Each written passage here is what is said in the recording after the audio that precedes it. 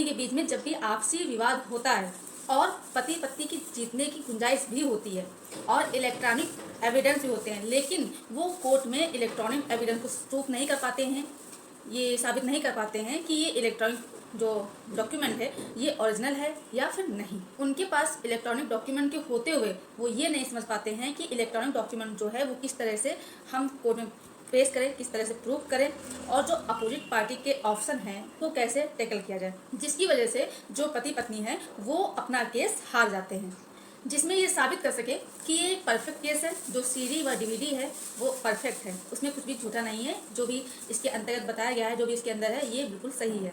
तो आज हम इन्हीं सारी चीज़ों को लेकर के आप लोगों से विस्तारपूर्वक चर्चा करने वाले हैं कि अगर आपके पास इलेक्ट्रॉनिक एविडेंस है तो उसे कोर्ट में किस तरह से प्रोड्यूस करना है। तो आप लोग मेरे साथ वीडियो में लास्ट तक बने रहिएगा, तभी आपको अच्छे से जानकारी समझ में आएगी। आपको बिल्कुल भी वीडियो को स्किप नहीं करना है।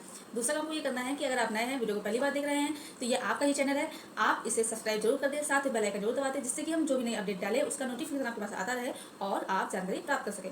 नमस्कार दोस्तों, मैं एडवोकेट दिव्या, आपका आपके इस यूट्यूब चैनल में स्वागत है। तो हम बात करने वाले हैं इलेक्ट्रॉनिक डॉक्यूमेंट की। इलेक्ट्रॉनिक डॉक्यूमेंट्स ये एक ऐसा प्लेटफॉर्म है जो कि इसके जरिए आप किसी भी डेटा को स्टोर कर सकते हैं, किसी को ट्रांसफर कर सकते हैं, किसी को भेज सकते हैं, और इसके साथ साथ जो लीगल केसेस हैं उसमें इसका यूज़ किया जाता है, जैसे कि ईमेल हो गया, फोटोग्राफ हो गया, ऑडियो हो गया, वीडियो हो गया, टेक्स्ट मैसेज हो गए, और इसके साथ साथ इसके द्वारा जो भी लेन देन का जरिया होता है, आदान प्रदान का, ट्रांसफर करने का, वो सारी चीज़ें शामिल होती हैं।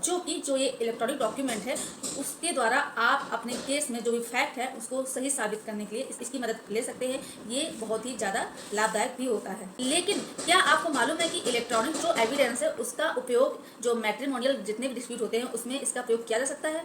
अगर आप लोगों को, यानी जो पति पत्नी है, उनको अपने केसेस में इलेक्ट्रॉनिक एविडेंस को उपयोग में लाना है, इलेक्ट्रॉनिक डॉक्यूमेंट को बेस बना करके अगर आपको केस जीतना है तो उन्हें कुछ प्रोसेस फॉलो करना रहेगा।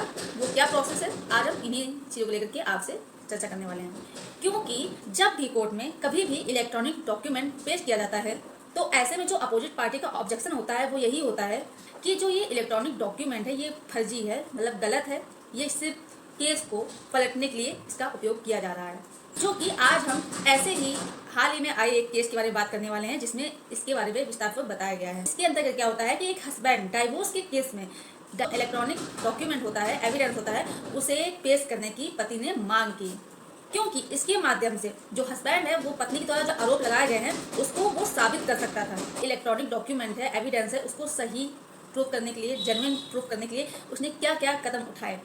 तो आज हम इसी चीज़ को इस वीडियो के माध्यम से आपसे बात करेंगे, डिस्कस करेंगे। तो ये वीडियो आप लोगों के लिए बहुत ही ज़्यादा महत्वपूर्ण है। आप लोगों ने अगर अभी भी चैनल को सब्सक्राइब नहीं किया है तो प्लीज़ पहले चैनल को सब्सक्राइब जरूर कर दें, साथ में बेल आइकन जरूर दबा दें। इस जो जजमेंट है, जिस जजमेंट की हम बात कर रहे हैं, इस जजमेंट में एक पति जो होता है वो अपनी पत्नी के अगेंस्ट में 2 केस फाइल करता है। जैसे एक था डाइवोर्स के लिए यानी तलाक लेने के लिए, दूसरा बच्चों की कस्टडी लेने के लिए यानी चाइल्ड कस्टडी के लिए 2 केस पति अपनी पत्नी के ऊपर करता है। जो कि ये दोनों जो केस है हस्बैंड ने नई दिल्ली में डाले हुए थे, यानी नई दिल्ली में 2 केस फाइल किए हुए थे। जो वाइफ है उसने ऑनरेबल सुप्रीम कोर्ट में ट्रांसफर की पिटीशन लगा करके अपनी जगह पर जहां वो रहती है वहां पर ट्रांसफर करा लिया, जो कि वो कानपुर में रहती थी। जो कि पति ने अपनी पत्नी के ऊपर यह आरोप लगाया था कि जो वाइफ है, पत्नी है, वो एक सेक्स रैकेट में शामिल है और जो उसकी वाइफ है वो पोर्नोग्राफी भी करती है, जिसकी वजह से हस्बैंड वाइफ जो पति पत्नी हैं वो दोनों अलग अलग रह रहे हैं, वो दोनों साथ में नहीं रह रहे हैं।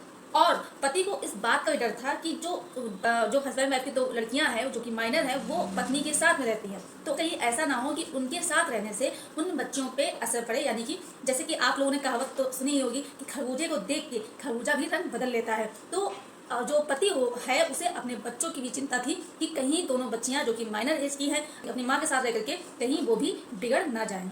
जो कि उसे इस बात का बहुत ज़्यादा डर था कि कहीं ऐसा ना हो कि जो पत्नी है वो अपनी दोनों बच्चियों को भी इसी सेक्स रैकेट में शामिल कर ले। इसीलिए जो पति है, जो हस्बैंड है, वो ये चाहता था कि जो उसकी दोनों माइनर बेटियां हैं वो एक सेफ जोन में रहें, यानी सुरक्षित जगह पर रहें, ना कि उसकी वाइफ के पास, क्योंकि उसकी वाइफ सेक्स रैकेट में शामिल थी और कहीं उनकी बच्चियां भी इस तरह से शामिल ना हो जाए।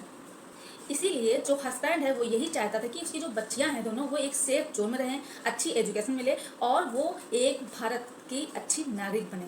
पति के पास कुछ इलेक्ट्रॉनिक डॉक्यूमेंट भी थे जिसमें उसके अंतर्गत ऑडियो रिकॉर्डिंग, वीडियो रिकॉर्डिंग, कुछ फोटोग्राफ्स आदि थे, जिससे कि वो पति ये साबित कर सकता था कि जो उसकी पत्नी है वो एक सेक्स रैकेट है और पोर्नोग्राफी में लिप्त है। तो ऐसे में जो हस्बैंड है वो जो इलेक्ट्रॉनिक डॉक्यूमेंट थे उसके पास, उसने कोर्ट में उस इलेक्ट्रॉनिक डॉक्यूमेंट को कोर्ट में पेश किया। लेकिन आपको मालूम होना चाहिए कि अगर आपके पास कोई भी इलेक्ट्रॉनिक डॉक्यूमेंट है, उसे आप कोर्ट में पेश करते हैं तो केवल पेश करने से ही आपका इलेक्ट्रॉनिक डॉक्यूमेंट साबित नहीं हो जाता है, ये प्रूफ नहीं कर सकता है कि ये सही है।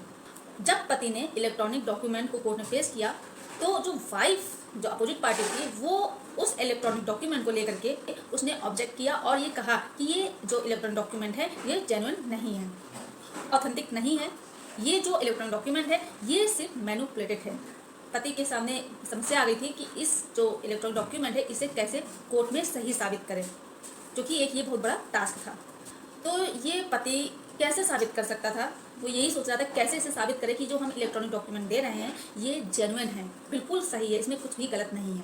फिर इसके बाद जो हस्बैंड होता है, जो पति है, वो फैमिली कोर्ट में एक एप्लीकेशन देता है, जो कि उसमें लिखता है कि जो भी वो CD DVD दे रहा है प्रूव करने के लिए, उसे फॉरेंसिक साइंस लेबोरेटरी से प्रूव किया जाए, उसे साबित करा जाए कि ये सही है या फिर गलत है।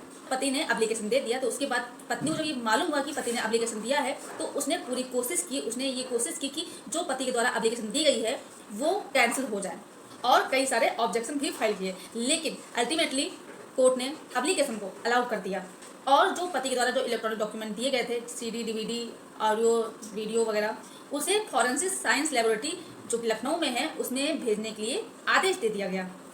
इसके बाद लगभग 6 महीने बीत कर 6 महीने के बाद फॉरेंसिक साइंस लेबोरेटरी लखनऊ से उसकी रिपोर्ट आई, जो भी इलेक्ट्रॉनिक डॉक्यूमेंट थे उसकी रिपोर्ट आई। उसमें ये साबित हुआ, जो रिपोर्ट आई उसमें ये निकला कि जो आदमी और औरत की आवाज़ आ रही है वो पति पत्नी की आवाज़ से मेल खाता है। लेकिन जो वीडियो रिकॉर्डिंग है उसकी कोई भी, इसलिए ऑडियो और वीडियो की रिकॉर्डिंग को एग्जामिन नहीं किया जा सकता है। इसके बाद पति के द्वारा एक और फैमिली कोर्ट में एप्लीकेशन फाइल की गई कि अगर लखनऊ, यानी कि जो फॉरेंसिक साइंस लेबोरेटरी लखनऊ में है, वो अगर ये साबित नहीं कर पाई है, ये प्रूफ नहीं कर पाई है ऑडियो और वीडियो रिकॉर्डिंग को, तो जो इलेक्ट्रॉनिक डॉक्यूमेंट है वो किसी और एजेंसी में भेजा जाए और उसे टेस्ट कराया जाए। इसके बाद रिपोर्ट मंगाया जाए। इसके बाद पति ने जो फैमिली कोर्ट का ऑर्डर आया था उसे लेकर के हाई कोर्ट में चैलेंज किया। इसके बाद ऑनरेबल हाई कोर्ट ने ये ऑब्जर्व किया और ये सोचा कि जो पति के द्वारा पत्नी के ऊपर एलिगेशन लगाए गए हैं ये बहुत ही ज़्यादा गंभीर है। इसके साथ साथ पति ने पिटीशन तो फाइल की ही थी, साथ में एफिडेविट भी दी थी, सबूत के तौर पे उस वेबसाइट की डिटेल्स भी दी थी जो कि पत्नी की अश्लील फोटोग्राफ को अपलोड किया गया था। ऑनरेबल हाई कोर्ट द्वारा ये कहा गया कि जहाँ पर मैट्रिमोनियल केसेस में सीरियस एलिगेशन लगाए गए हैं, सेंसिटिव एलिगेशन लगाए गए हैं, तो वहाँ पर उस केस को लेकर के बिल्कुल भी जल्दबाजी नहीं करनी है, बल्कि जितने भी फैक्ट हैं, जो भी एविडेंस है, उसे आराम से देखना है, समझना है। जिसमें ऑनरेबल हाई कोर्ट के द्वारा ये कहा गया कि जो पति द्वारा एप्लीकेशन दी गई थी फॉरेंसिक साइंस लेबोरेटरी में टेस्ट करने के लिए, उसका टेस्ट करना बहुत ही ज़्यादा जरूरी है। सारे तथ्य फैक्ट को देखते हुए ऑनरेबल हाई कोर्ट ने जो पति के द्वारा पिटीशन डाली गई थी टेस्ट के लिए, उसे अलाउ कर दिया गया और जो फैमिली कोर्ट के द्वारा ऑर्डर दिया गया था उसे सेटिस्फाइड कर दिया गया। साथ साथ जो ऑनरेबल हाई कोर्ट है उन्होंने फैमिली कोर्ट को कुछ डायरेक्शन भी दिए और कहा कि आपको जो पति के द्वारा CD DVD दी गई है उसे फॉरेंसिक साइंस लेबोरेटरी कर्नाटक से टेस्ट कराया जाए। इसके साथ साथ 1 महीने के अंदर ही आपको इसकी रिपोर्ट भी मंगानी है, यानी कि FSL की रिपोर्ट भी मंगानी रहेगी आपको 1 महीने के अंदर ही। यानी कि पति के द्वारा जो इलेक्ट्रॉनिक डॉक्यूमेंट के टेस्ट के लिए एप्लीकेशन दिया गया था दोबारा से, वो दोबारा से टेस्ट के लिए अलाउ कर दिया गया और वो कर्नाटक अब जाएगा, जो कि वहाँ से फिर 1 महीने के अंदर ही रिपोर्ट आएगी। इसके आधार पर फैमिली कोर्ट ये जजमेंट देगी कि गलती किसकी है। तो आपको बता दें कि अगर आपके पास इलेक्ट्रॉनिक डॉक्यूमेंट है और आप प्रूफ नहीं कर पा रहे हैं तो आप इस जजमेंट का सहारा ले सकते हैं और अपने इलेक्ट्रॉनिक डॉक्यूमेंट को कोर्ट में प्रोड्यूस कर सकते हैं, पेश कर सकते हैं। अगर आपका इलेक्ट्रॉनिक डॉक्यूमेंट सही है तो आप केस को जीत भी सकते हैं। ये जो केस है इसका लिंक आपको डिस्क्रिप्शन बॉक्स में मिल जाएगा, आप वहां जाकर के आराम से देख सकते हैं। अगर आपके साथ भी इस तरह की कोई घटना हुई है तो आप खुद को न्याय दिला सकते हैं। जानकारी अगर आपको पसंद आई तो वीडियो को लाइक जरूर कर दें, शेयर कीजिए और अगर अभी तक चैनल को सब्सक्राइब नहीं किया है तो प्लीज़ चैनल को सब्सक्राइब जरूर कर दें। धन्यवाद।